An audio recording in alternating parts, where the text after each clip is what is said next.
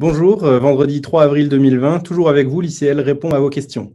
J'ai un rendez-vous dans quelques jours, est-il maintenu? On a travaillé d'arrache-pied pour établir des recommandations qui collent parfaitement avec les patients suivis en cancérologie. La majorité des patients ne nécessitent pas forcément un traitement sur place et donc se voient proposer une téléconsultation. Si en revanche, un traitement doit être fait, nous adaptons notre prise en charge à la situation épidémique et on peut envisager de modifier le traitement pour limiter un maximum le risque de perte d'immunité liée à la chimiothérapie, par exemple. Plusieurs évaluations sont faites, tout d'abord par l'oncologue qui évaluera le risque encouru et la gravité de la prise en charge. Il faut vraiment qu'on distingue le traitement qui ne peut pas attendre du traitement qui peut être décalé sans risque. Ensuite, si l'oncologue estime que le traitement peut être effectué dans de bonnes conditions, avec un minimum de risque, on maintient le rendez-vous et ça, vous êtes prévenu. Ensuite, l'ensemble des patients reçoivent un appel téléphonique avant de venir et avec l'aide de nos étudiants en médecine, qu'on remercie vivement pour leur travail remarquable. Ce questionnaire détaillé cherche à relever les signes les plus subtils qui peuvent être évocateurs d'une infection au coronavirus. À l'issue de cette évaluation, si le rendez-vous est maintenu, donc, une nouvelle évaluation est faite à l'ICL quand vous arrivez.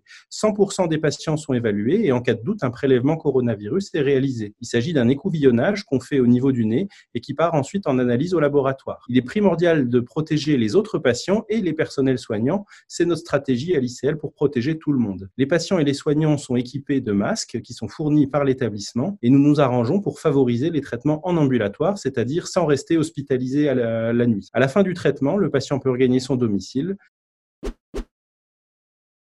Je souhaite rassurer tout le monde, dire que les traitements sont maintenus dans les meilleures conditions et que pour ça, les équipes sont parfaitement dévouées avec les recommandations en vigueur.